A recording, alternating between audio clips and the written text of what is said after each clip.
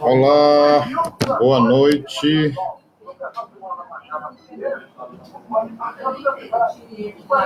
Muito boa noite.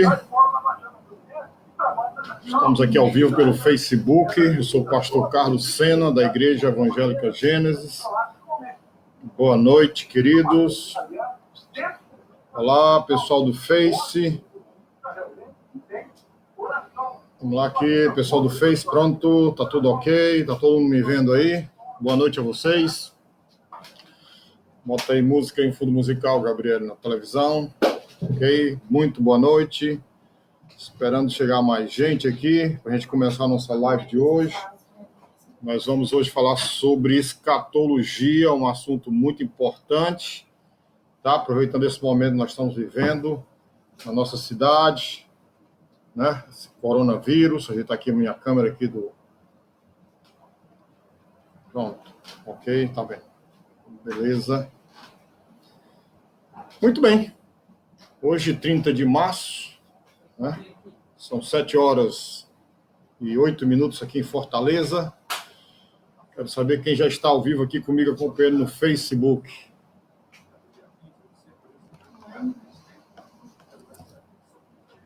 Bom? Quem está comigo aqui no Facebook me acompanhando, quem está aqui no Instagram também já me acompanhando. Boa noite a vocês. Deixa eu ver aqui a Beth, a Ana, Josiane, Pastor Belardo, Graça e Paz aqui no Face, Rob Stani, Luciana, boa noite aí a todos vocês. Bom, vou esperar chegar mais gente para a gente começar aqui a nossa aula de hoje. Vai ser uma aula e nós vamos construir aqui o conhecimento, aqui eu e você juntos, né? Bilateral. E eu queria que você pegasse sua Bíblia, pegasse um caderno de anotação. Amém? Letícia, boa noite para você. Amém, pastor? Tá ligado aqui. A sua mãe também, Zinha, tá ligada, dona Ângela. Estou acompanhando, fica acompanhando aí, tá bom? Todo mundo. Nós vamos estar aqui no Instagram. A paz do Senhor Jesus, para você também, Ana. Sandra também aqui, entrando agora. Bom, tem pouca gente ainda, né? Chegar mais gente. Quem mais aqui me acompanhando? Ivonete, a esposa do pastor Belardo. Boa noite, pastor. Boa noite, querida. Então, aqui nós vamos falar hoje sobre esse momento atual que nós estamos vivendo, à luz das Escrituras Sagradas, tá? Nós vamos estar discutindo um assunto muito importante que é a escatologia, e eu espero, né, peço que você pegue a sua Bíblia, tá bom? Você convide pessoas, Noelma acabou de entrar, Carmélia, no Instagram, maravilha. Você convide mais pessoas, tá bom, Cris? É um assunto muito importante, muito bacana, e pouca gente domina, né? Aproveita aí e pega um caderno também para fazer as anotações, tá bom? E, ao longo da nossa discussão, se surgir alguma dúvida, né? Ou se você quiser algum esclarecimento aí, você pode ficar à vontade, pode perguntar aqui a gente, tá bom? A gente vai estar aqui esclarecendo, você pode fazer perguntas, tá bom? Online, ao vivo. A gente vai estar aqui, né, discutindo aqui, vendo à luz da palavra de Deus as respostas, tá bom? Sim? Então, vamos lá? Vamos começar? Deixa eu ver quem imagem entrou aqui. Amém. Quem mais entrou? Josué, alguma dúvida, Josué? A gente esclarecer aqui hoje, né? Em nome de Jesus Cristo, eu acho que hoje vai ser uma noite bem abençoada, tá bom?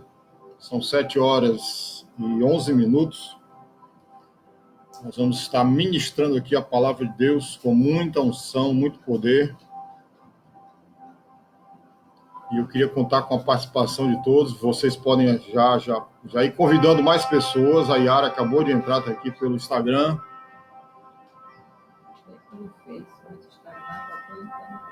Amém. Eu não queria que ninguém perdesse Amém? Fica pelo Facezinho, para você ver se fica legal. Pedi aqui minha esposa me ajudar. Entra pelo Face, tá bom? Por favor, porque eu vou estar aqui vendo a minha tela do meu computador, aquilo que nós vamos estar discutindo aqui, tá bom? Pega uma Bíblia aí, né? A minha já está aqui, né? Para a gente trabalhar junto aqui hoje em nome de Jesus Cristo. Amém?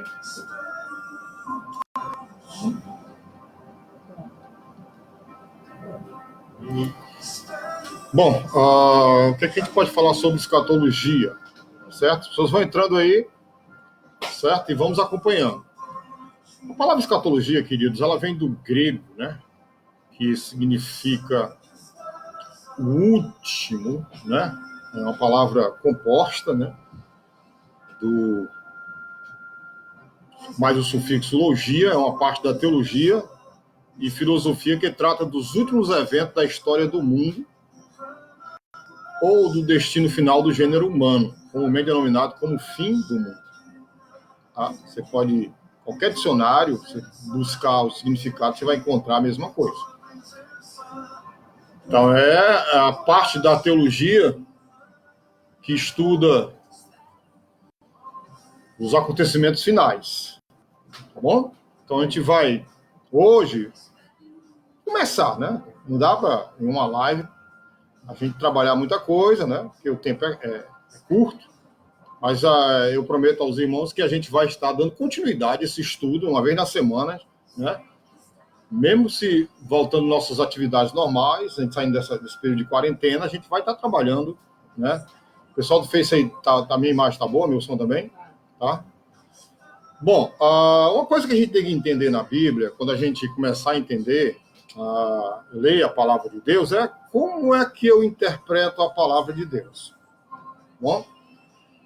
Então, existem métodos de interpretação. E muitas vezes os estudantes de escatologia, eles perguntam, né, se deparam com uma pergunta, né, como é que eu interpreto corretamente as escrituras proféticas, né? Tudo está ligado ao método de como eu interpreto a palavra de Deus, tá bom? É muito importante eu usar o método correto de interpretar as escrituras sagradas. Caso contrário, eu vou estar fazendo muita confusão, né? Porque a palavra de Deus, ela não pode ser corretamente interpretada a não ser por um método correto e por regras lógicas de interpretação. Daí, o que nós temos é muita confusão. E aproveitando a oportunidade que nós estamos vivendo, há muitos oportunistas no nosso meio, né? Eu acho que você já deve ter visto nas redes sociais, no WhatsApp, no Instagram, no Face, de muitas profecias, né? Nesses dias que a gente está vivendo hoje. Né? Então, nós estamos falando aqui, né, de escatologia. Agora, para entender escatologia, eu preciso entender primeiro qual o método que eu uso corretamente para interpretar a palavra de Deus. O método alegórico, né, que é um método bastante usado no meio evangélico, a definição é qualquer declaração de supostos fatos que aceita interpretação literal e, no entanto, requer ou simplesmente admite interpretação moral ou figurada.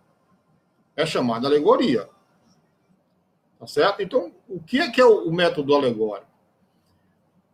É quando eu uso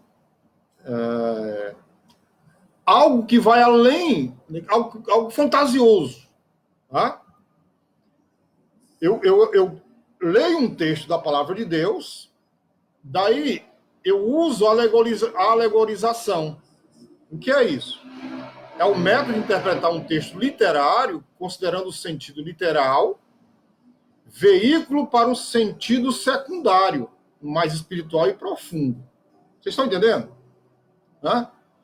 Então, quando eu pego um texto bíblico, né? E ali eu jogo a minha interpretação naquele texto bíblico, sem fazer nenhuma conexão com os outros textos da Bíblia.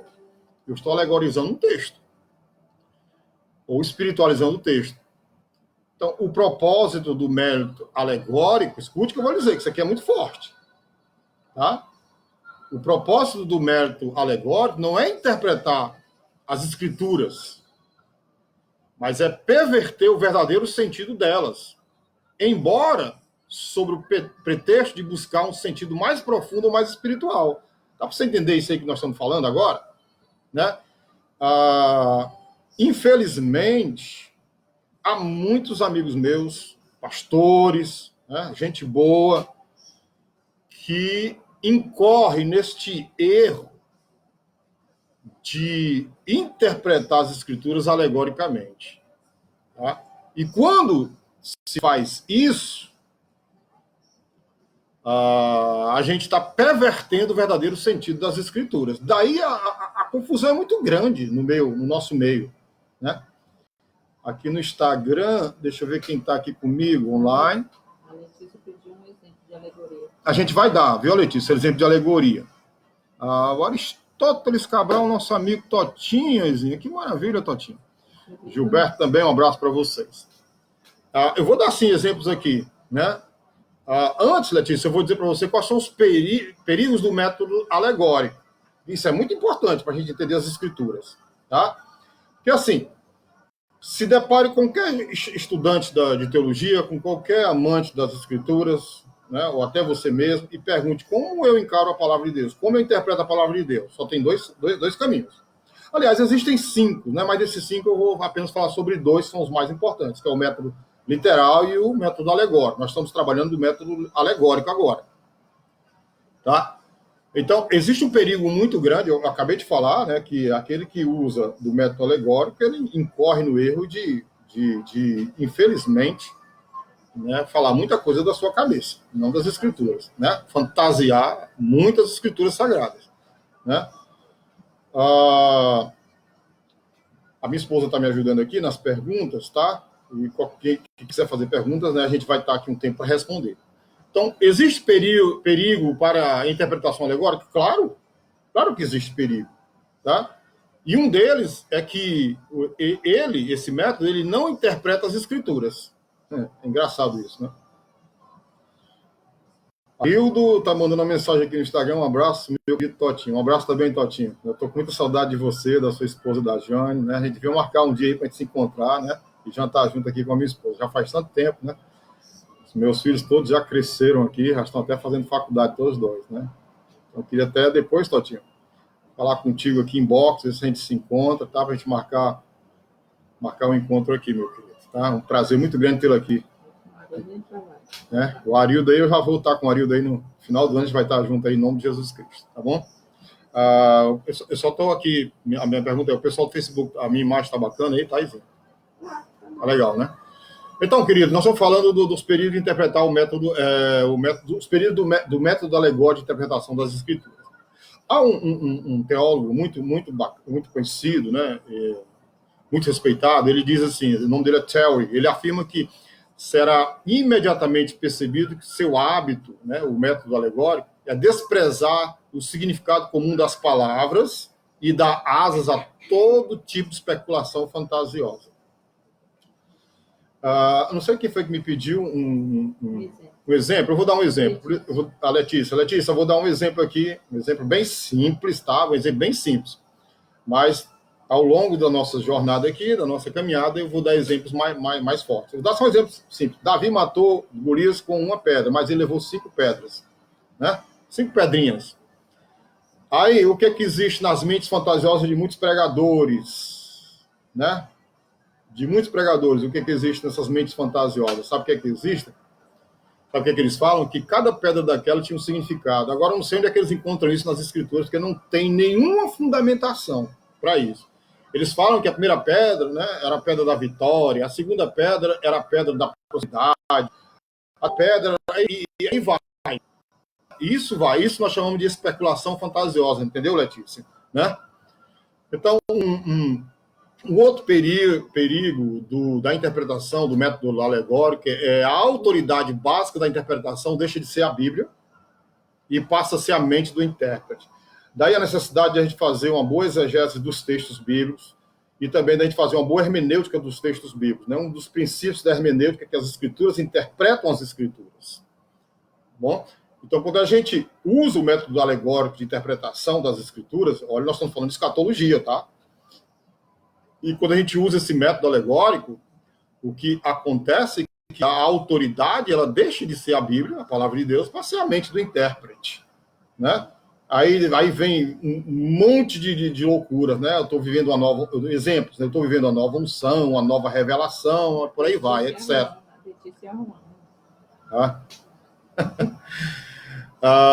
Tem um teólogo chamado Farrar, ele diz que quando o princípio da alegoria é aceito, quando começamos a demonstrar que passagens e livros inteiros da Escritura dizem algo que não querem dizer, o leitor é entregue de mãos amarradas aos caprichos do intérprete. Forte, né? Amém? Vocês estão entendendo direitinho aí? O pessoal pode até acenar direitinho, né? Está entendendo, né? A gente pode até voltar. Tá bom? A Letícia Juan. A Letícia Juan, tá bom. Outro perigo, queridos, é que não há meio de provar as conclusões do intérprete. Outro teólogo chamado Ram, ele afirma, ele não pode entrar seguro de coisa alguma, ou seja, não pode estar seguro de coisa alguma, né? Exceto do que ele foi ditado pela igreja, e em todas as eras a autoridade da igreja tem sido falsamente reivindicada pela presunçosa tirania das falsas opiniões dominantes, né?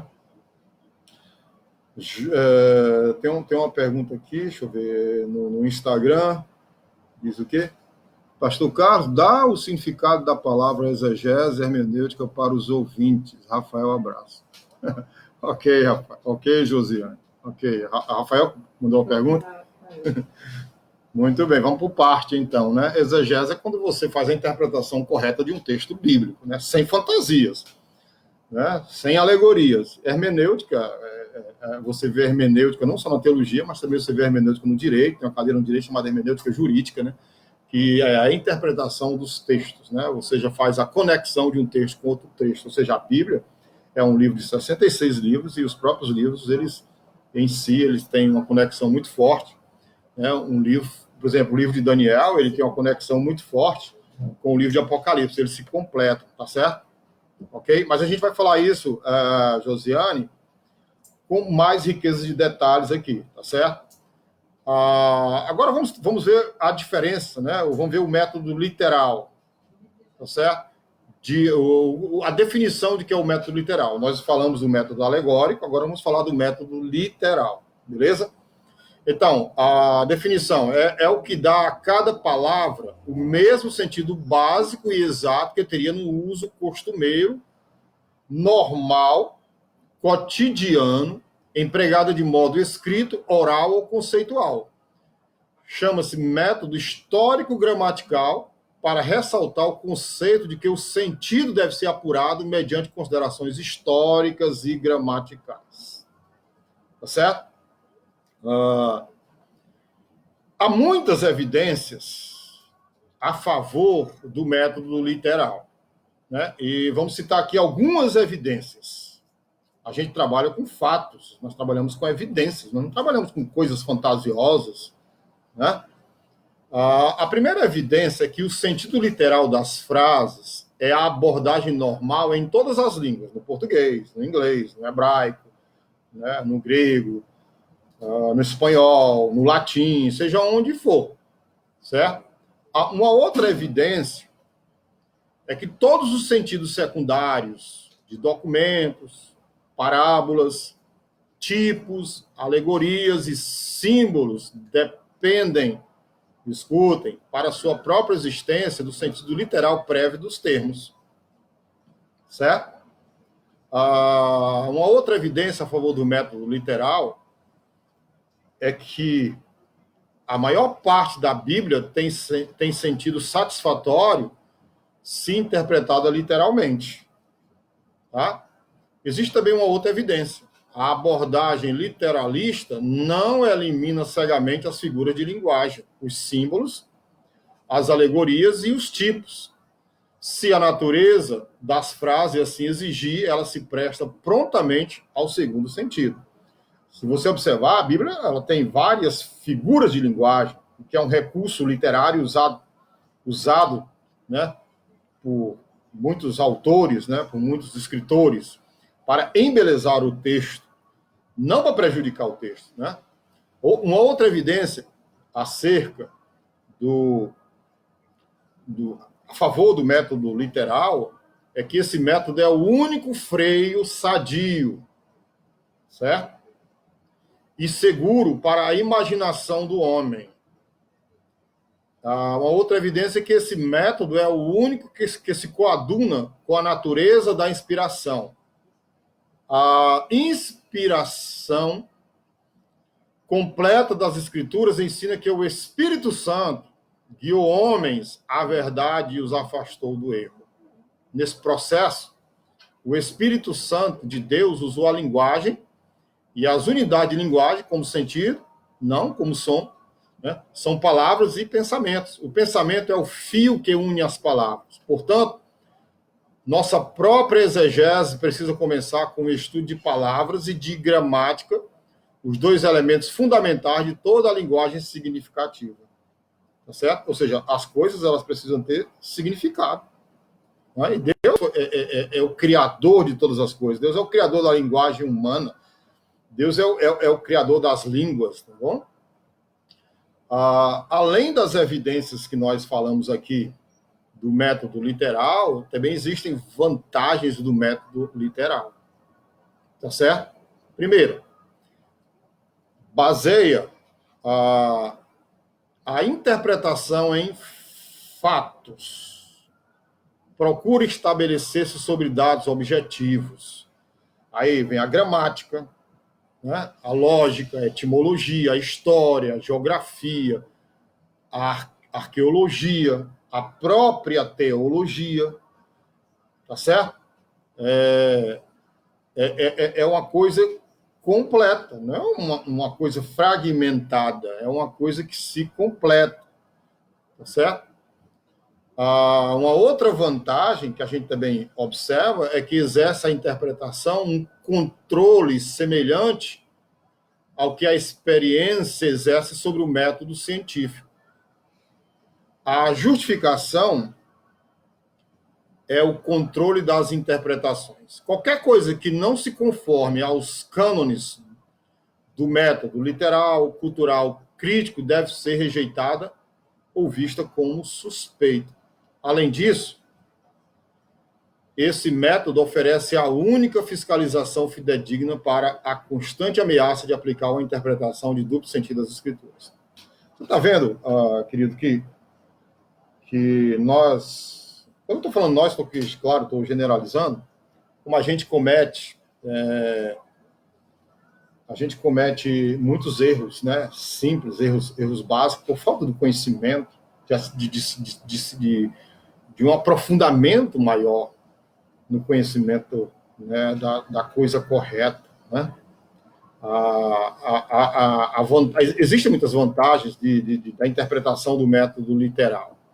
Uma terceira vantagem que a gente pode citar aqui também, da interpretação do método literal, é que tem o objetivo maior sucesso na exposição de palavras de Deus.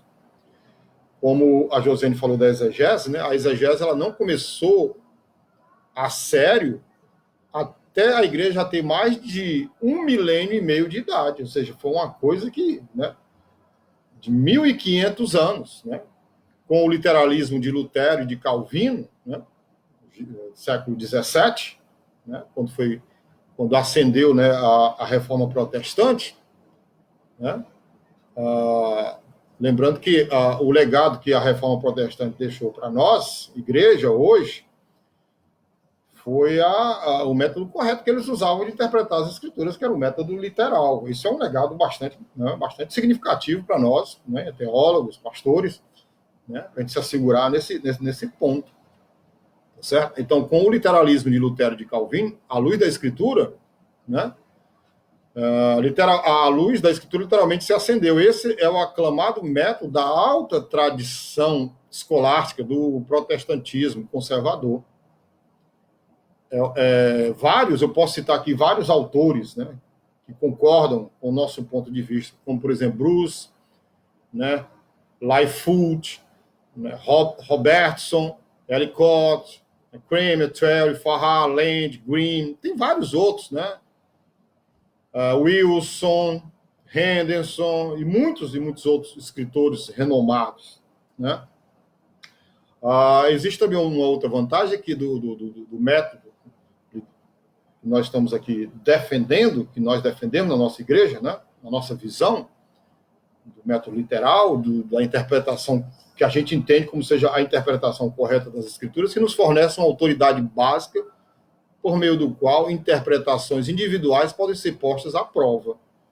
Né? Então, o alerta que eu quero fazer a você é que tenham cuidado, né? Tenham cuidado, examine as Escrituras, né? Realmente saber se a pessoa, né, ela está realmente aplicando uma forma correta de se interpretar as Escrituras Sagradas. Tá certo? Uma coisa interessante, que abrindo aqui um parênteses, né, respondendo também aqui a pergunta da Rona, né, mais um exemplo de alegoria é o óleo, né?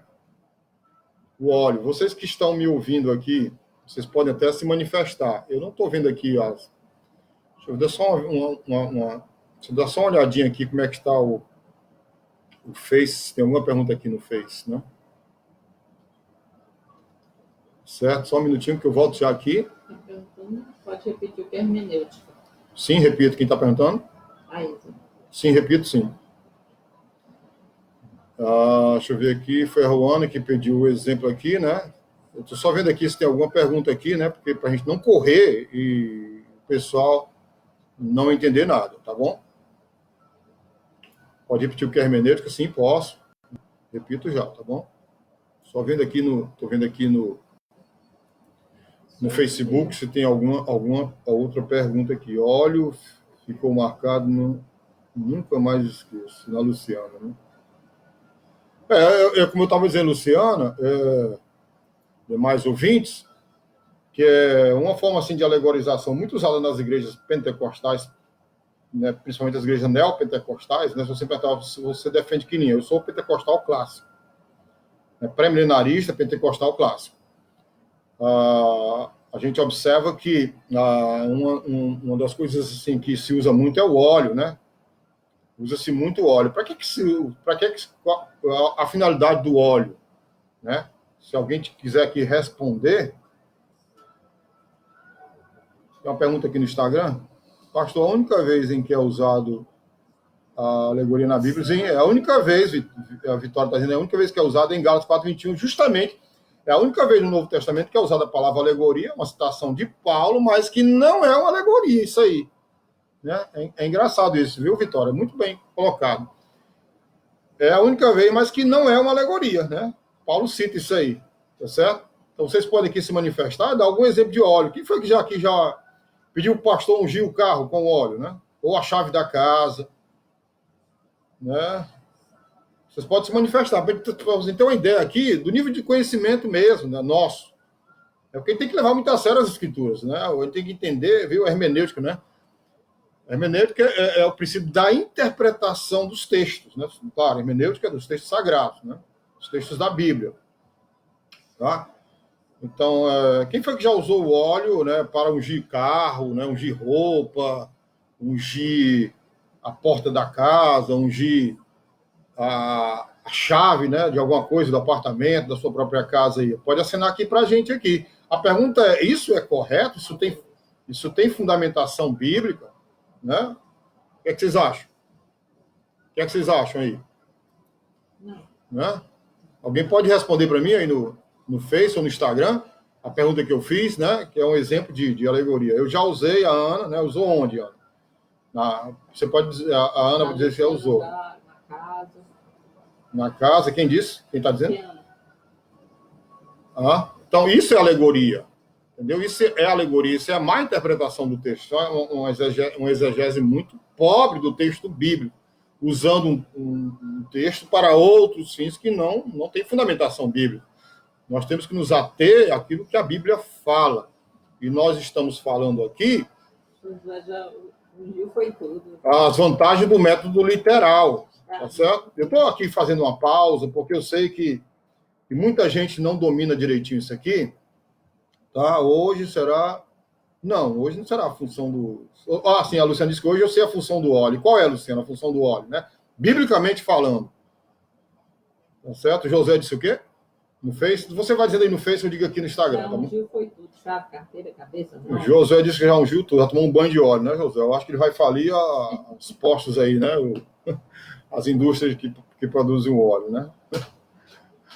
Então, a Thaís em casa, nas roupas, carteira, e a pergunta que eu lanço para vocês é que se isso tem validade, né? Isso é correto biblicamente. Você usando o método correto de interpretação das Escrituras. Deixa eu tomar aqui um gole d'água aqui, tá bom, gente?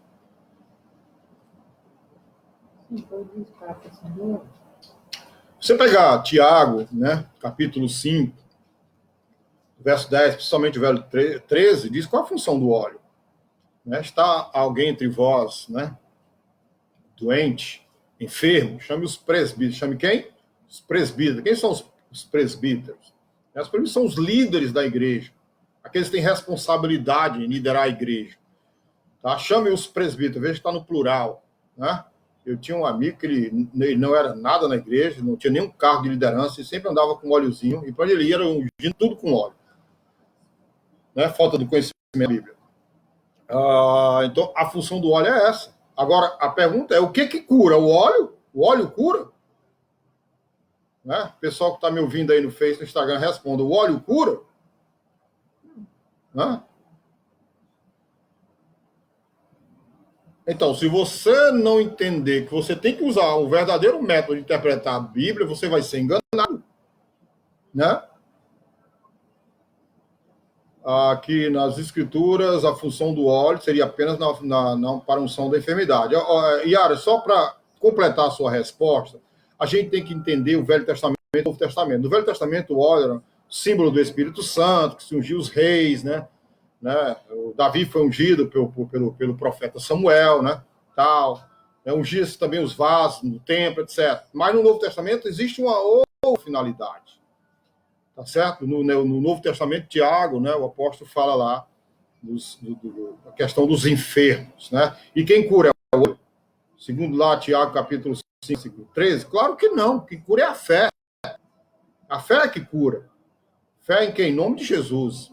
Então, veja como é muito importante você entender e aplicar o verdadeiro método de interpretação das Escrituras. Né? Quantas vezes eu fiz de forma errada, ungi meu carro com óleo? Sim, já fiz isso na ignorância, mesmo sendo crente. Né? Mas hoje não faço mais isso. Tá certo? Então, uma das outras vantagens é que de emprego correto, né? A minha esposa está acompanhando aqui no Face, tá certo? E eu estou acompanhando aqui no Instagram as perguntas aqui. Tá certo? Uma das outras vantagens da gente aplicar, né, o método de interpretação literal das Escrituras é que nos forma uma autoridade básica por meio do qual interpretações individuais podem ser postas à prova. Né? Então, sempre pergunte à pessoa qual é a fundamentação bíblica que você tem para isso. Você lembra do primeiro concílio da igreja, em Atos 15, quando Paulo, Pedro, né, Tiago, os apóstolos estavam ali reunidos para decidir algo muito importante sobre a igreja?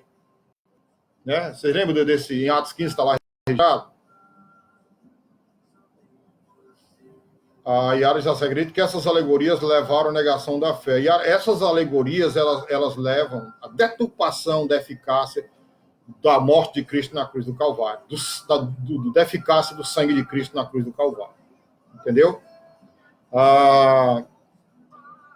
Eu estava falando do concílio da primeira igreja, né, em Atos capítulo 15. Então veja que Tiago, né, que era um das lideranças daquela época, ele se levanta e fundamenta lá no livro de Amós, o profeta Amós. Certo? Então, não adianta falar, eu penso, eu acho. As escrituras falam. Né? Nós temos que ter a verdadeira interpretação. Então, uma passagem da escritura ela pode ser comparada a outra. Isso nós chamamos, sabe de quê? De hermenêutica. Né? Pois como a palavra de Deus tem autoridade, é o padrão pelo qual toda a verdade deve ser testada. Isso é hermenêutica. A Ana diz assim, a questão do óleo, que é mais sobre denominação das igrejas, infelizmente, em alguns casos, acontecem essas alegorias. E muito, Ana. Por falta de esclarecimento, da aplicação correta. Né? Uma outra vantagem, irmãos, se usar corretamente o método, é o método literal. Os irmãos estão entendendo o que nós estamos falando aqui? Né? Nós falamos no início sobre a interpretação do método, né, alegórico. Agora estamos falando da vantagem de se aplicar ao método literal. Então, uma das outras vantagens é que ele nos livra de tanto da razão quanto do misticismo como requisito da interpretação. Queridos, existe muito misticismo no nosso meio, infelizmente. Muito misticismo, né?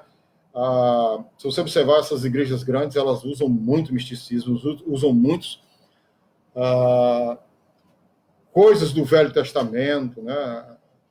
Eu vou ver se eu me lembro aqui da comercialização, do travesseiro do sono. O que mais? Vê se vocês me ajudam aí no Instagram, da água sagrada, né? Água do Rio Jordão, né? Quem que me lembra mais aí e tal, né? Do travesseiro do sono, do sal grosso. Tudo isso é para anular o sacrifício de Cristo. Existe um pano de fundo nisso, né? Então, e as ovelhas creem, a Ana está dizendo aqui, no que está sendo dito no púlpito, para a honra e glória do Senhor Jesus. Podemos, o quê? Podemos conhecer e entender a palavra de Deus hoje, claramente, através do pastor Carlos, né? Ok? Sena. Obrigado, né? A gente continua estudando. Travesseiro para dor de barriga, o que é isso? Não tem isso. Teve até álcool em gel, pastor. Teve até álcool em gel ungido, né? Será que isso existe mesmo ou é fake news? Álcool em gel, misericórdia. Vai matar todos os coronavírus aí, né? Deu o quê? De R$500, álcool em gel, não sei se é verdade não, viu? Não sei não. Mas vamos lá.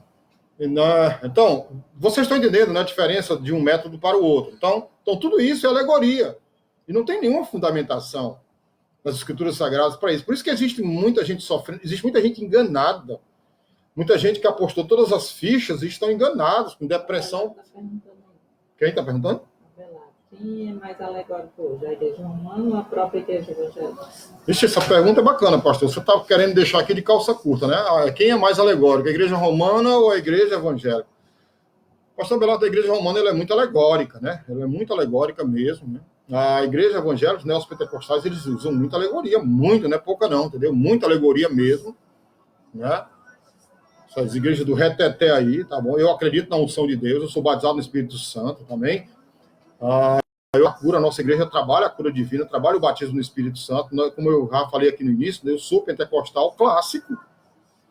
Amém? Agora nós não podemos confundir, existe no neopentecostal muita alegoria, né? Muito reteté e pouca palavra de Deus, né? Muita confusão, mas é muita, não é pouca não. Tá dizendo que tinha Alguém está dizendo aqui que tem um vídeo que a senhora coloca o travesseiro na barriga e diz que ficou boa, né? É brincadeira um negócio desse. E onde é que entra, né, a grande comissão ide por todo mundo, né, colocarão as mãos sobre os enfermos e eles serão curados, não é o travesseiro sobre os enfermos. Está dizendo que tinha um pano vermelho representando o sangue de Jesus, que ela fez muito isso, colocou na bicicleta para não ser roubada. Mas isso aí eu acho que é lá de Raabe, né? Lá de Raabe, lá, né, dos espias, né, que colocou lá aquela fita vermelha, ali foi uma ação, né, única, gente. E ali Velho Testamento, né? Nós vivemos uma outra realidade, entendeu? Bom, eu acho que nós deveríamos, viu, queridos, agora entender a história da interpretação. Isso é importante, entender a história da interpretação, tá bom? Eu queria que você não saísse, porque tem gente que entra e sai, tá? Rômulo acabou de entrar. Rômulo, fica aí, não sai não, tá bom? E eu queria que vocês fossem convidando, porque isso é muito forte, é muito impactante, isso mudou a minha vida. Tá certo? Hoje nós não somos mais enganados. Amém? Então, vamos entender um pouco a história da interpretação. Amém? Quem está comigo aí? Só que entrar aqui no Face, tá tudo bacana aí? Não tem nenhuma pergunta no Face? Não. Dá para ver quantas pessoas estão online no Face ou não? Não? Deixa eu ver aqui. Gabriela, entra no Face e vê quantas pessoas estão online aí. Aqui está mostrando 16, não sei se é. Aqui tá aqui no Instagram, mostra quantos estão online. Amém? Entra no Face aí da nossa igreja e vê quantas pessoas estão online. Bom, vamos aprender um pouco agora sobre a história da interpretação. Nós estamos já com quantos minutos já? Nós estamos já com 40 minutos, né? Você sabe que o Instagram ele tem...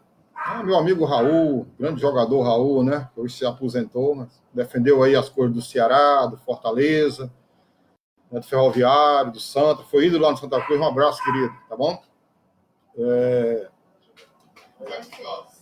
16? Ok. A história da interpretação. É bom a gente saber sobre isso um pouquinho, tá bom? Primeiro, o começo da interpretação, né? Quando Israel ele retorna lá do cativeiro babilônio, né?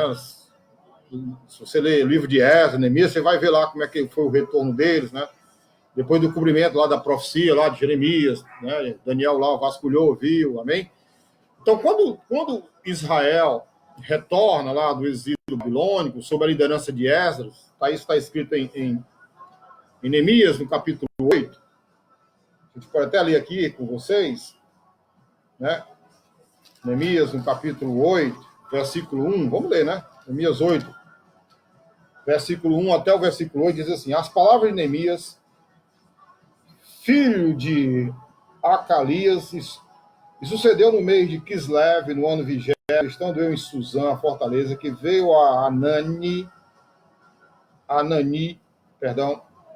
um dos meus irmãos, ele e alguns de Judá, e perguntei-lhes pelos judeus que escaparam e que restaram do cativeiro e acerca de Jerusalém. E disseram-me: os restantes que ficaram do cativeiro, lá na província, estão em grande miséria e desprezo, e o muro de Jerusalém fendido, e as suas portas queimadas a fogo. Sucedeu que, ouvindo eu estas palavras, assentei-me, chorei e lamentei por alguns dias. E estive jejuando e orando perante o Deus dos céus. E diz: Senhor, Deus dos céus, Deus grande e terrível, que guarda a aliança e a benignidade para com aqueles que o amam e guardam os seus mandamentos. Estejam, pois, atentos os teus ouvidos e os teus olhos abertos, para ouvires a oração do teu servo, que eu hoje faço perante ti, dia e noite, pelos filhos de Israel, teus servos, e faço confissão pelos pecados dos filhos de Israel, pelo que temos cometido contra ti. Também eu e a casa de meu pai temos pecados. De todo nos corrompemos contra ti, e não guardamos os mandamentos, nem os estatutos, nem os juízos que ordenaste a Moisés, teu servo. Lembra-te, pois, da palavra que ordenaste a Moisés, teu servo, dizendo: vós transgredireis, e eu vos espalharei entre os povos. Então, foi cumprida a palavra.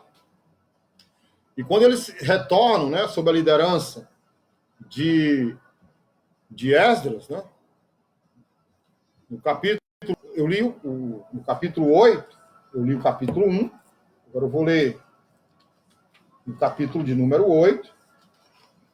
Né? Um minuto aqui, enquanto eu acho aqui o livro aqui de Neemias, capítulo 8, você também pode abrir aí comigo, tá certo? Neemias no capítulo 8, para a gente entender aqui, versículo 1 em diante.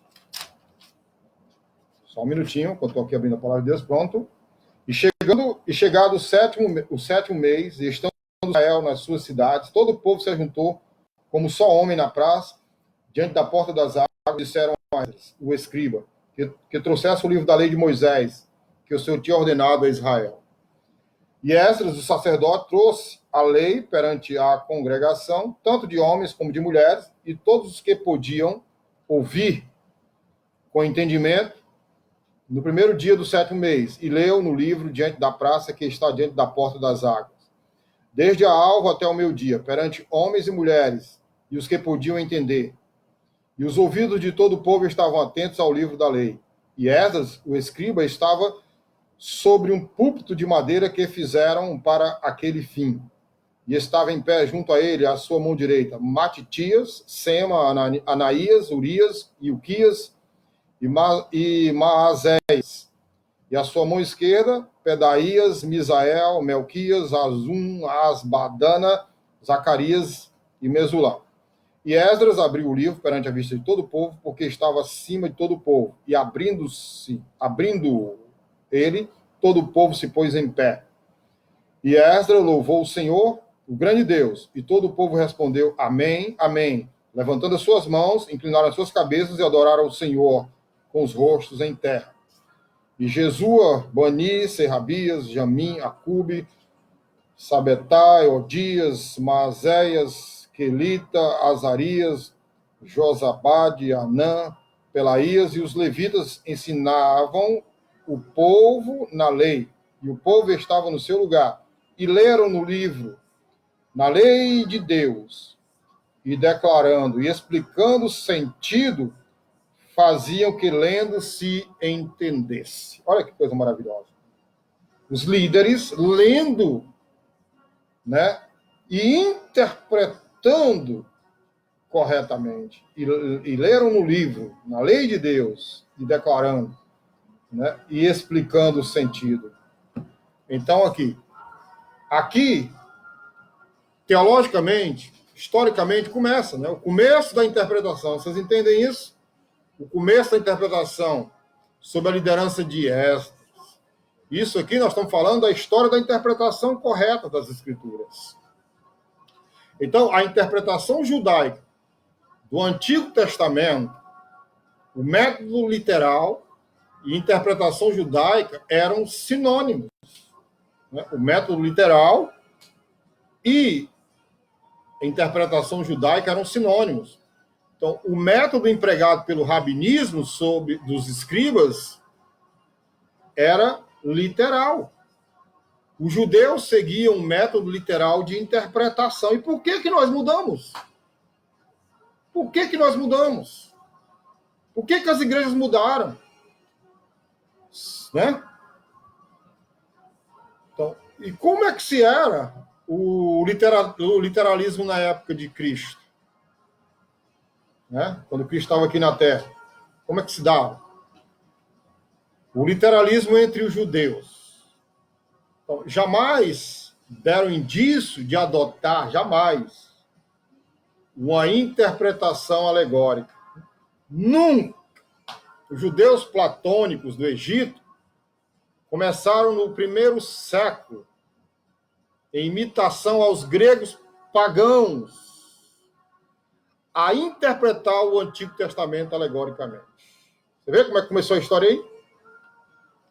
No 1º século, os judeus que defendiam as ideias de Platão, né, da filosofia grega, eles começaram a interpretar o Antigo Testamento alegoricamente. Estão entendendo a história? A história é antiga. Então, existia um camarada, um sujeito chamado Filo, que era judeu, Filo, de Alexandria. Ele destacou-se entre os judeus que praticavam este método. Agora, vale um detalhe. A escola de Alexandria foi uma escola muito forte, muito rica. Alexandria, fundada por Alexandre, né, o grande Alexandre Magno, né, que é uma das maiores bibliotecas do mundo da época, que foi incendiada depois, né.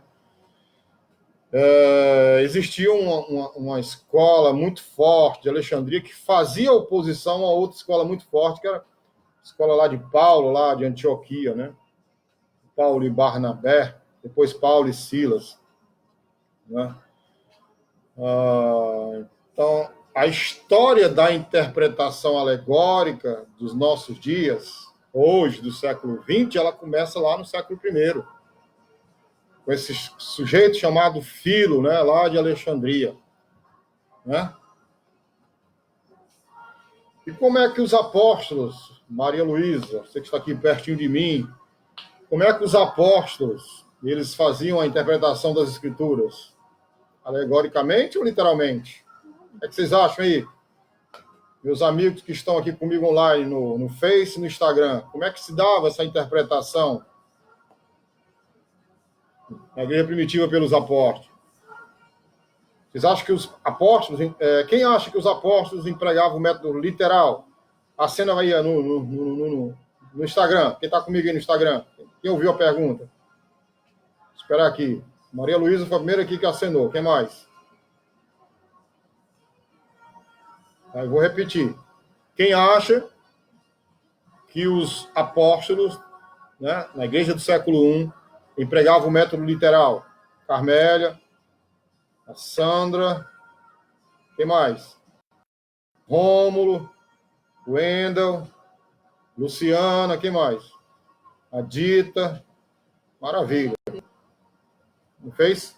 Não fez sei quem? Não fez, pode responder também, tá? Noelma, Josiane, a Ana Beth, Ana Gomes, Vitória, Thaisa, o Everton, beleza. Sinal que vocês estão entendendo aqui hoje aqui a nossa ministração, né? Rafael, deve estar cuidando do bebê, Rafael? Vou tomar água aqui enquanto vocês respondem. No Face, tem alguém se manifestando?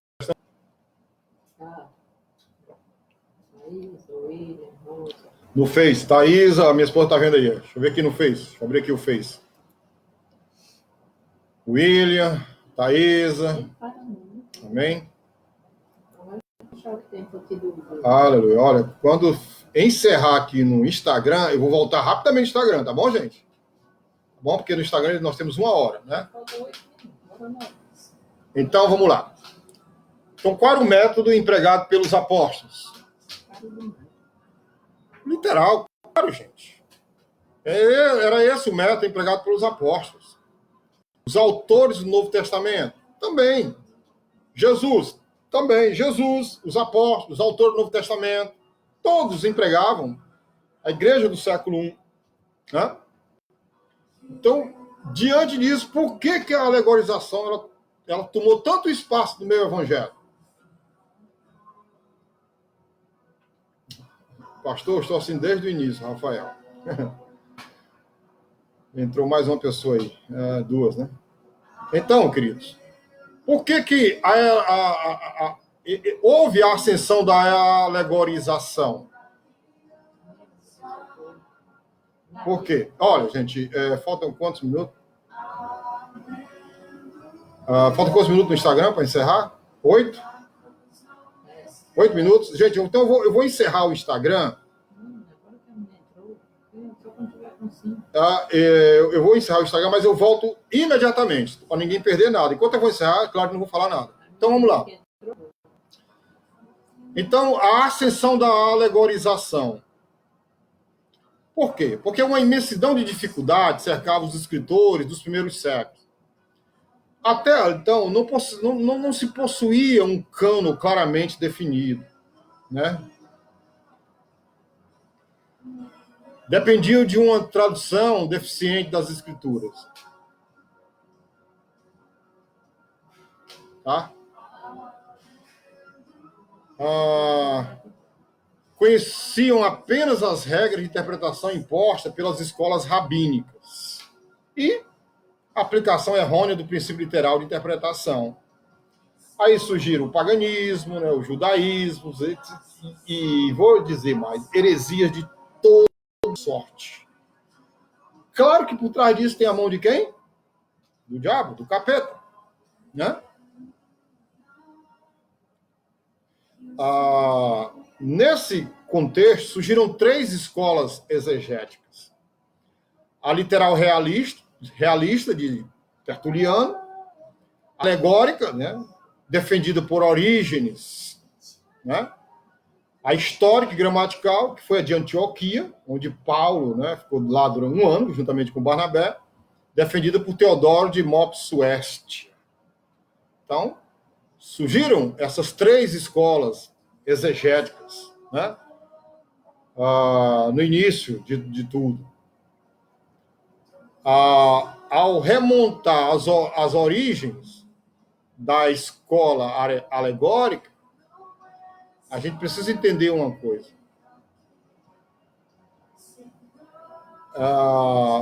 Um teólogo muito conhecido, chamado Farrar, ele leva-nos até Aristóbulo a respeito de quem escreve que sua obra foi de grande importância para a história da interpretação.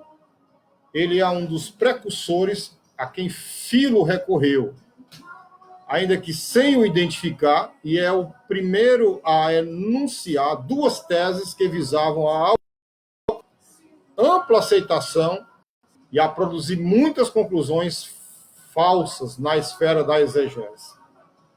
A primeira delas é a declaração de que a filosofia grega é tomada de empréstimo do Antigo Testamento, em especial da lei mosaica.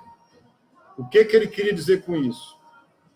Que o Pentateuco, ou seja, os 5 primeiros livros da Bíblia, escritos por Moisés, poderiam ser interpretados de forma fantasiosa, que não houve dilúvio, que aquilo ali tudo foi fantasia, foi criação da mente do homem.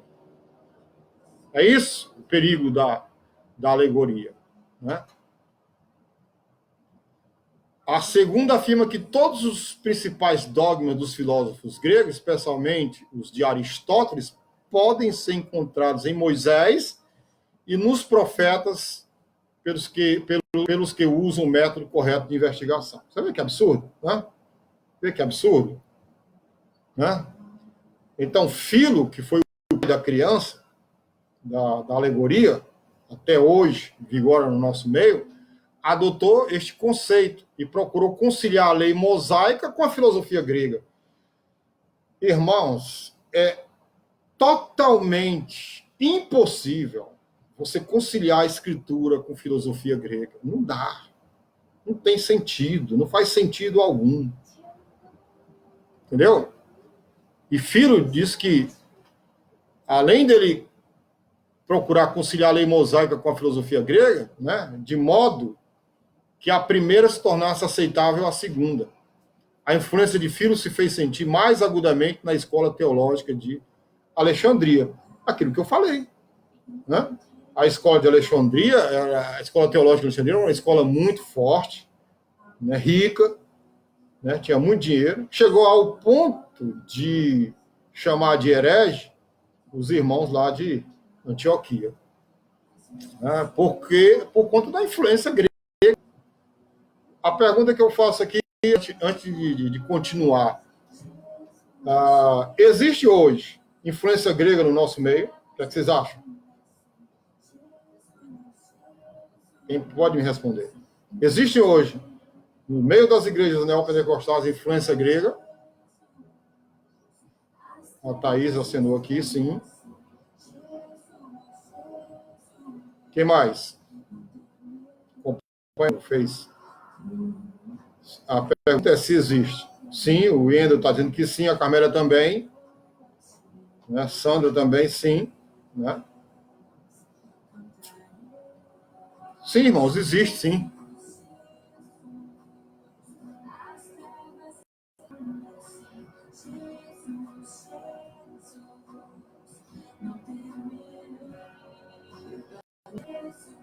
Aqui no Instagram. O pessoal respondendo, estou esperando aqui o pessoal responder. Eu vou encerrar agora aqui falta poucos segundos. Eu vou encerrar, pessoal do Instagram. O pessoal do Face fica aqui tranquilo comigo. Tá bom? Vou estar encerrando porque ele vai encerrar aqui automaticamente, mas eu logo retorno, tá bom? Então aí, o pessoal fica comigo, não sai não, tá bom? Acompanhando aí, tá? As trevas estremecem, Jesus, Jesus, não temerei, teu nome é luz, e as trevas... Pronto, já voltei no Instagram. Já estou ao vivo no Instagram, quem está comigo aí, deixa o pessoal do Instagram voltar para a gente continuar aqui o debate. Tá bom? O pessoal aqui já está voltando, graças a Deus, né? Amém. Aleluia.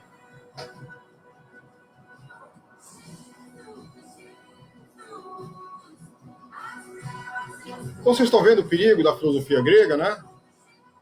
Filo disse que afirma, né, todos os principais dogmas dos filósofos gregos, especialmente os de Aristóteles, eles podem ser encontrados em Moisés.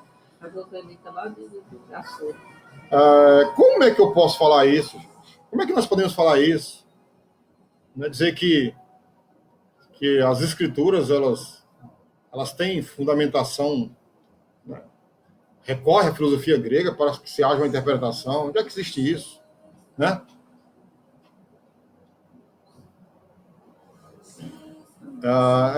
É uma pena, mas nós estamos aqui para isso, tá bom?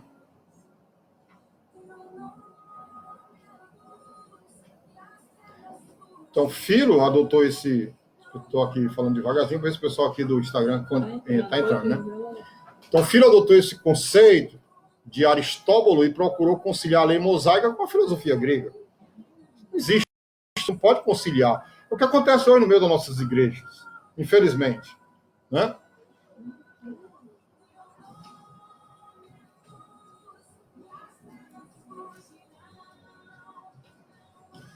Um outro, né, teólogo, Agostinho também, né, e é estudado em seminários, né, muito reverenciado, né, Agostinho de Hipona. Então, a gente tem que também ter muito cuidado com alguma coisa de Agostinho, eu sei, com muita coisa de Agostinho, porque a exegese de Agostinho é marcada pelos mais gritantes defeitos, tá? Ele também abriu as portas à imaginação arbitrária. Agostinho foi outro, né? Eu citei aqui Filo, Orígenes, agora Agostinho, né, na escala, né? A escala da história é essa. Primeiro Filo, depois Orígenes e agora Agostinho, né? Que foi, eu acho que, o grande, né, responsável em difundir a interpretação alegórica no meio evangélico, né? Não só no meio evangélico, mas no meio cristão, né? Então, quando o princípio da alegoria ele é aceito, quando começamos a demonstrar que passagens e livros inteiros das Escrituras dizem algo que não querem dizer, o que acontece com o leitor? Quem pode me dizer? Eu vou repetir, quando o princípio da alegoria é aceito, né? Ou seja, quando se aceita, né, a pregação alegórica, bom? Então, quando se fala, né, que passagens, livros inteiros da Escritura dizem algo que não querem dizer, o que acontece? Quem sabe me dizer o que acontece? Eu vou esperar você responder, tá? Para ver se você está interagindo aqui com a gente. Tá bom? O pessoal do Face também pode participar. E se alguém entrar no Face e responder, você me avisa aí, tá bom? A pergunta que eu fiz é que quando, né, se aceita que passagens ou livros inteiros das Escrituras, né, querem dizer algo que não... Né, uma alegoria, né, por exemplo. Quando o princípio da alegoria é aceito, quando se aceita esse princípio, né, quando começamos a demonstrar que passagens e livros inteiros da Escritura dizem algo que não querem dizer, o que acontece com o ouvinte? O que acontece? O que vocês acham? Está perguntando como a filosofia grega influencia as igrejas de hoje. Como é o quê? Filosofia grega. Quem está perguntando? Juana. Juana? Como a Juana está perguntando aqui, como a filosofia... Juana, voltar para o óleo novamente. Né? Volte-se para o óleo. Nós vimos aqui, discutimos logo no início, né, a função do óleo, segundo a Bíblia. Tá bom? Aí vimos outros exemplos, ou seja, você pode até citar algum outro exemplo. Isso é alegoria, isso é filosofia grega. Tudo que é alegoria veio, né, da filosofia grega. Né? Filo, Orígenes, Agostinho. Ela está perguntando o significado da palavra filosofia.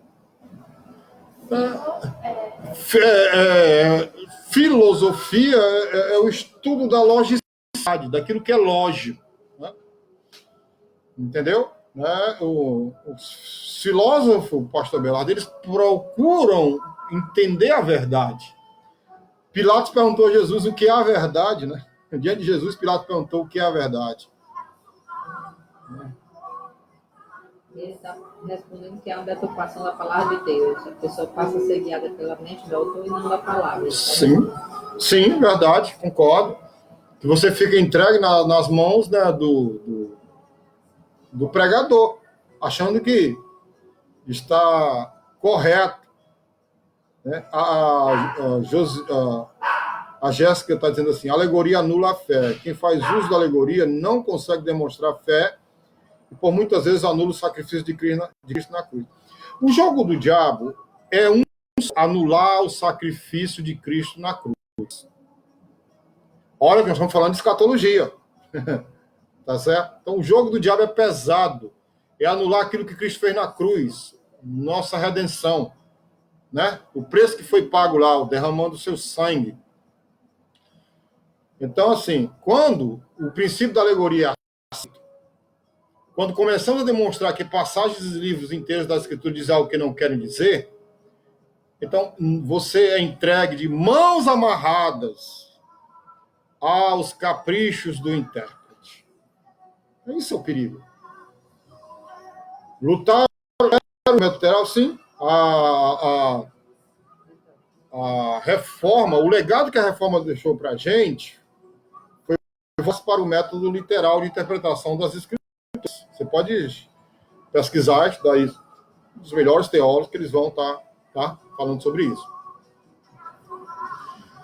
Eu quero que vocês prestem atenção que eu vou falar aqui agora sobre o método alegórico, para tirar toda a nossa dúvida ainda. Eu queria que isso chegasse nos ouvidos de muitas pessoas, tá? De muita gente. Quando nós saímos no Instagram e entramos, né, não conseguimos ainda atingir aquele total de pessoas que estavam nos ouvindo. Né? E eu quero que você compartilhe essa palavra. Não tenha medo de falar a verdade. Tá? Escuta o que eu vou dizer. O método alegórico não nasceu no estudo das Escrituras, mas de um desejo de unir a filosofia grega à palavra de Deus. Está entendendo?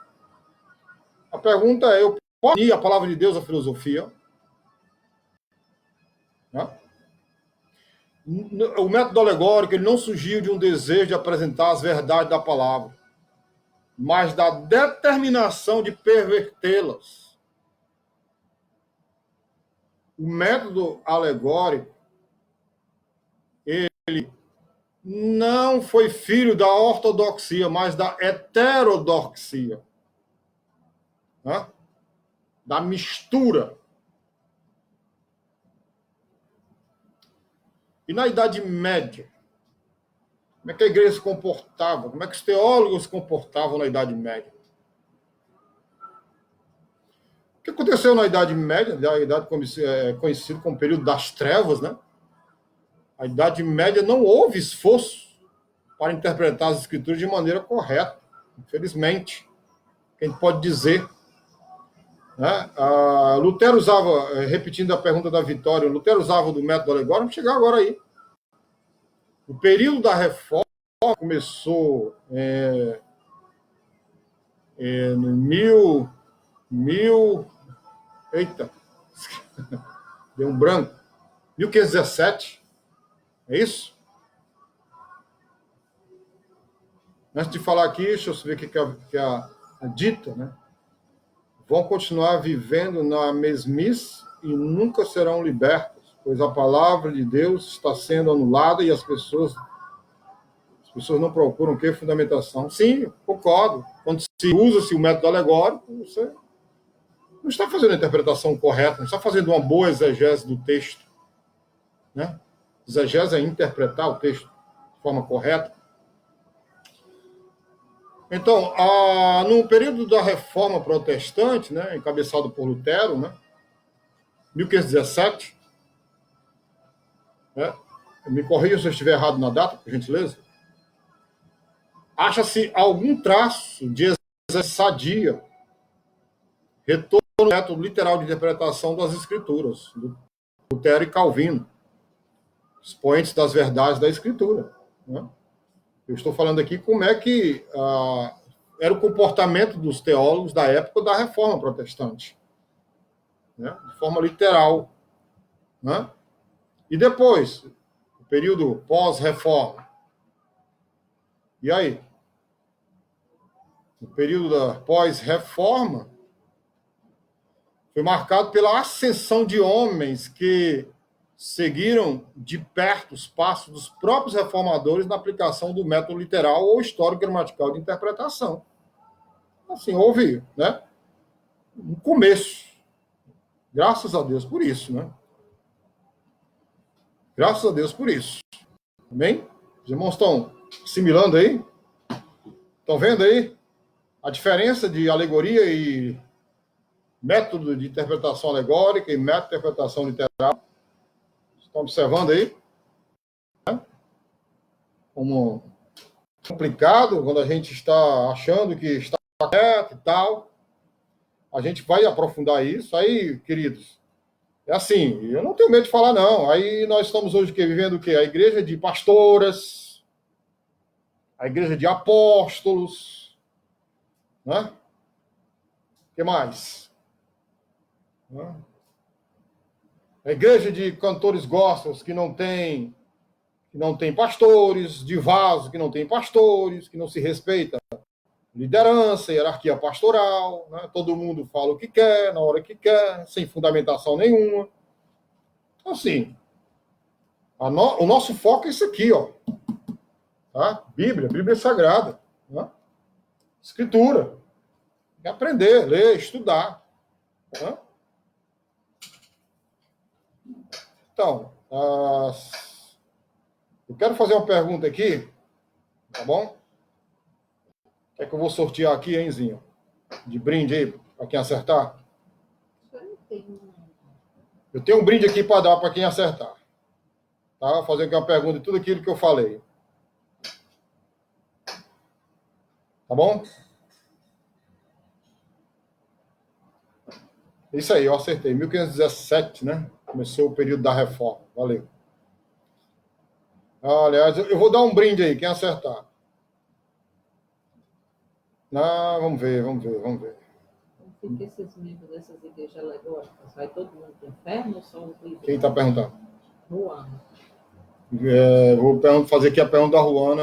Como é que é? Como ficam os membros das igrejas alegóricas? Ruana, a Bíblia é bem clara. A Bíblia diz assim, que aqui a gente não pode acrescentar, ou seja, a gente não pode subtrair nem acrescentar nada das escrituras sagradas. Certo? Não podemos subtrair nem acrescentar, nem subtrair nem adicionar. Tá bom? Então, sim, a Bíblia diz, pelos frutos os conhecereis. Eu não conheço o coração de homem nenhum, só Deus conhece. Mas os atos dos homens a gente pode conhecer e julgar. Pode fazer julgamento segundo os atos, né? Segundo Paulo fala isso, né? Em 1 Coríntios capítulo 5, quando havia um escândalo, né, dentro da igreja, lá em 1 Coríntios 5, ele fala que eles deveriam ter julgado, segundo a luz das escrituras sagradas, não ter participado do pecado. Tá? Então, assim, Deus conhece o coração das pessoas, sabe quem está ali de boa fé, quem está de má fé. Amém? Deus conhece. Motivação, Deus conhece. Eu não. Nós não conhecemos. Amém? Eu vou levar aqui uma pergunta e quem acertar, eu vou sortear aqui. Vou fazer um sorteio aqui de alguns mimos. Vocês querem ou não? Sorteio de um mimo aqui, tá? Vou dar aqui uma caneta. Pronto, essa canetinha aqui. Fez aí, tá enxergando, ali? Vê aqui no Face. Essa caneta aqui ela é marca-texto, tá bom? Legal, tá? Beleza? Só aqui do Instagram, só aqui do Face. Tá? São simbólico mesmo. Bom? Vê se você está me acompanhando. Vamos lá para a pergunta. Quando começou a interpretação bíblica? Literal. Quando se começa? Qual é o livro que diz? Eu li esse livro hoje, li o texto.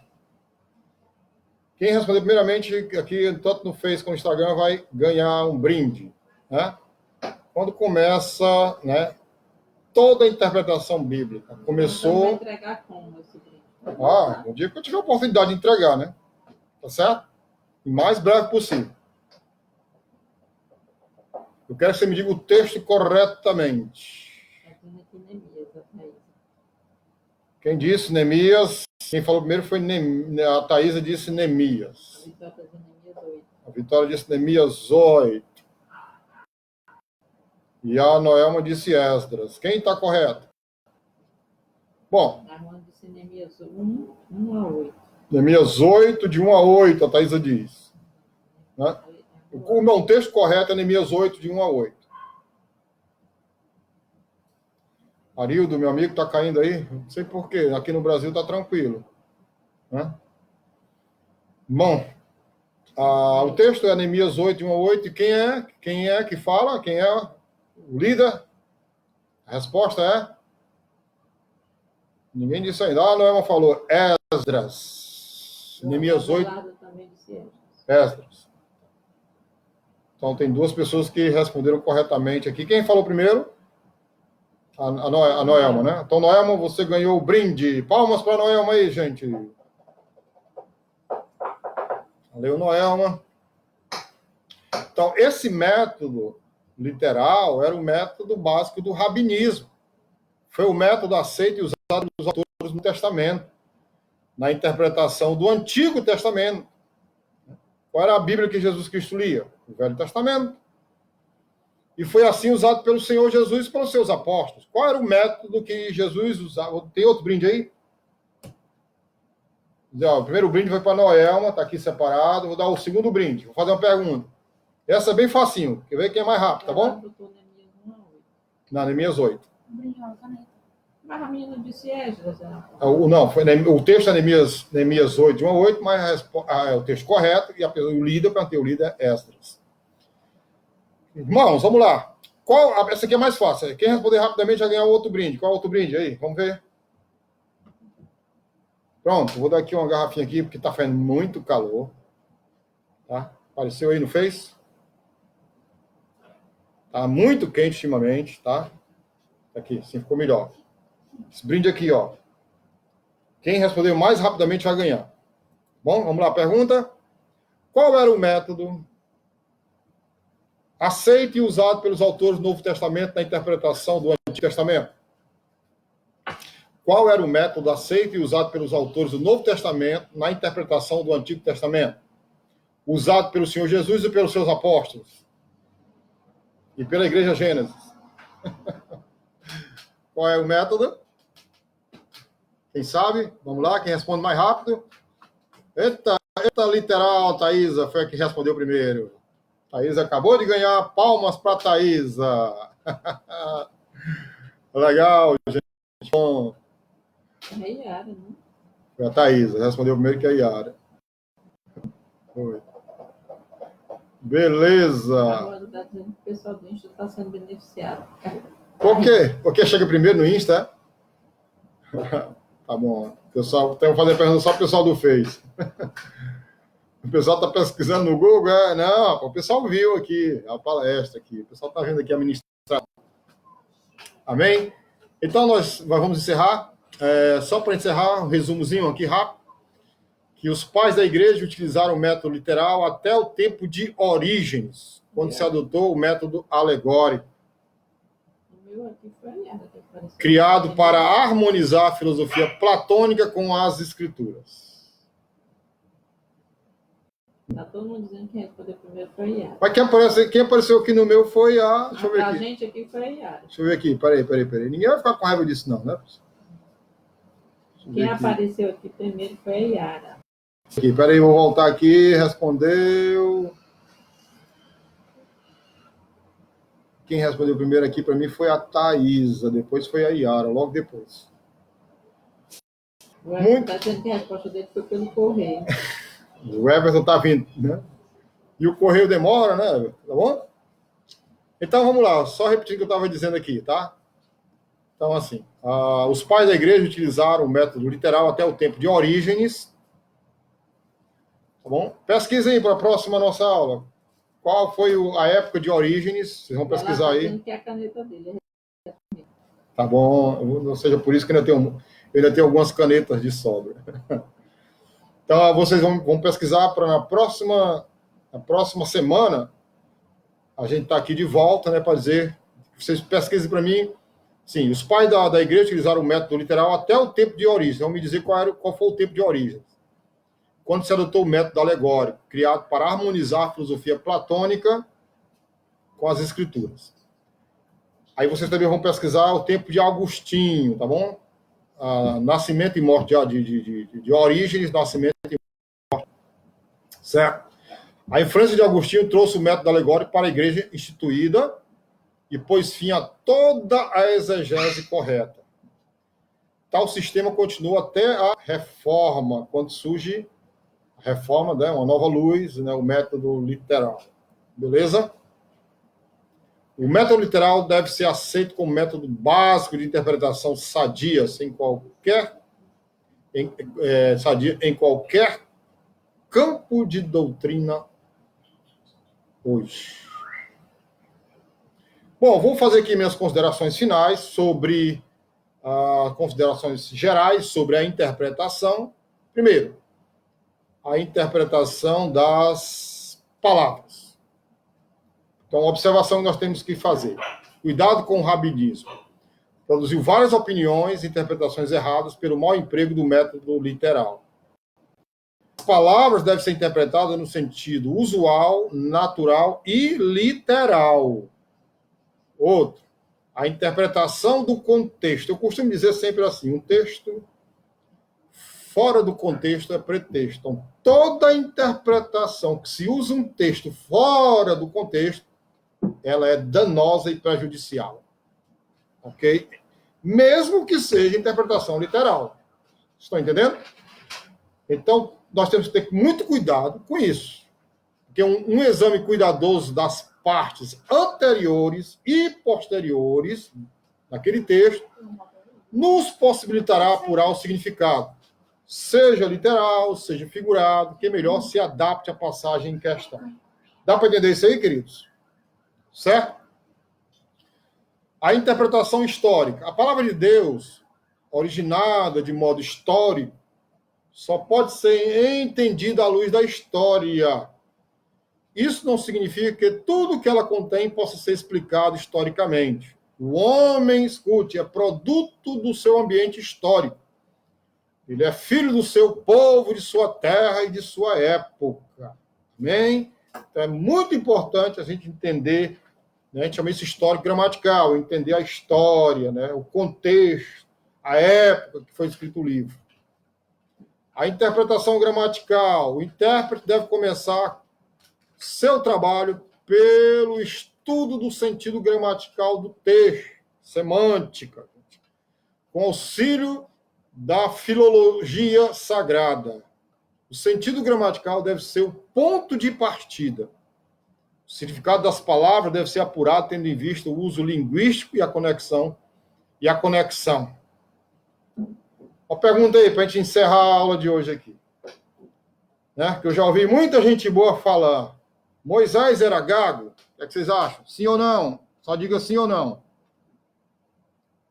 Moisés era gago? O que vocês acham? Não tem brinde agora não, tá bom? Moisés era gago? Sim ou não?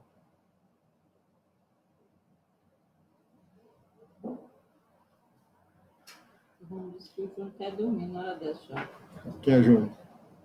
Você vai perguntar pelo Júnior? Cadê o Júnior hoje que não se... Né? A Thaisa disse que não, o Wendel não era, né? Não. Vitória não, a Carmélia não. Tem alguém no Facebook se manifestando? A pergunta... Belado também disse que não, pastor Belado. Não. Tá na rede, é o Júnior? Mas não na internet, né? Outra rede, né? Não na net, né? Em outra rede. Moisés era gago, gente? Claro que não. Claro que não. né? Depois a gente fundamenta isso aí em outra aula, tá bom? Porque hoje não vai dar tempo de fundamentar.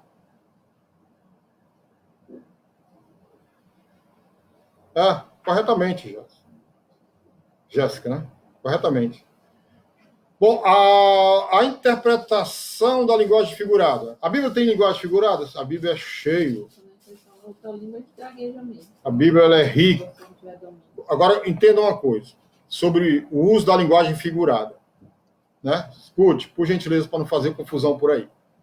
Sabe-se, em geral, que a linguagem figurada é usada tanto para embelezar uma língua quanto para transmitir ideias abstratas por meio de transferência. Certo?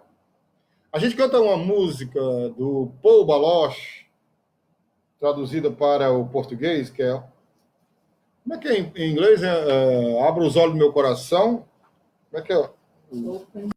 Mas eu queria saber o nome da música em inglês. É Open the Eyes of My Heart, né? Abra os olhos do coração, né? Então, o coração tem olho, gente? Claro que não, isso é uma linguagem figurada. Existe aí o quê? Uma transferência de ideia, né? Para embelezar o texto. Então, a Bíblia ela é riquíssima, certo? Nisso. Tá bom? Então, quando a linguagem é literal ou figurada? As parábolas também, né? Quando a linguagem é literal ou figurada? O primeiro problema que o intérprete enfrenta é saber se a linguagem é literal ou figurada. Então, para a gente tirar a dúvida, né? Certo? Se o significado literal de alguma palavra ou expressão faz sentido em suas associações, é literal. Né? A gente chama de sentido real ou conotativo. Por exemplo, você tá no pomar, você está no sítio, época das frutas, aí você está lá carregado, né, de manga. Aí você vai chupar uma manga. Manga, fruta, sentido literal. Mas você pode usar o verbo mangar também, né? Entendeu? Depende do sentido aí. As palavras, elas são ricas. Amém? As palavras são ricas, tá bom? Então, vou repetir. Se o significado literal de alguma palavra ou expressão faz sentido em suas associações, é literal. Mas se o significado literal não faz sentido, é figurado. É como que nós estamos falando aqui a música lá. Abra os olhos do meu coração. O coração não tem olho, né? Estamos finalizando, tá? A interpretação da linguagem figurada. O propósito da linguagem figurada, sabe qual é, queridos? É oferecer alguma verdade literal. O sentido literal das palavras empregadas numa metáfora não deve ser entendido como o significado da metáfora, mas sim como o sentido pretendido pelo uso da metáfora. É aquela história da música. Olhos do meu coração, né? Tá certo? Bacana? Então, assim chega o final hoje, né, dessa ministração. Né? A gente vai estar aqui presente, mesmo terminando esse período de quarentena. Queria saber se os irmãos foram abençoados, os irmãos realmente aprenderam alguma coisa, né? Gostaram, entendeu? Amém? Quem pode aí acenar aí um amém? Em nome de Jesus. Aleluia. Glória a Deus. Foi bênção para você? Amanhã estaremos aqui de volta, mas com o nosso culto de oração. Tá certo? E amanhã Deus vai fazer milagres extraordinários. Ele vai curar a gente, em nome de Jesus. Manifestar o seu poder, libertar pessoas, em nome de Jesus Cristo. Amém? Pastor, cadê a escatologia? É o começo. É o começo, tá certo? Amém? Vamos orar? Vamos nos unir aqui em oração agora, em nome de Jesus. Amém? Valeu, Arildo, Carmélia, que mais? Vitória. Aleluia. Vamos orar. Eveline Melo, de Jesus. Oremos então. Senhor nosso Deus, nosso Pai, nós te damos graças porque o Senhor é bom o tempo todo. Senhor Deus, nos abençoa, nos livra do mal, Deus. Nos entender a tua palavra, Senhor. Faz-nos viver a tua palavra. Praticar, fundamentar cada vez mais, Deus. Abrir os nossos olhos. Ó Deus, o nosso entendimento. Em nome de Jesus Cristo, meu Pai. Nós somos dependentes de Ti. Nós vivemos porque o Senhor dá o ar para a gente respirar. Enquanto vivermos, ó Deus, estaremos falando a verdade da tua palavra, Senhor. Espero hoje, Deus, que a tua palavra tenha mudado vidas, transformado corações. Te damos graça, Deus, porque temos alcançado muitas vidas, não por nós, mas pelo poder do teu Espírito Santo.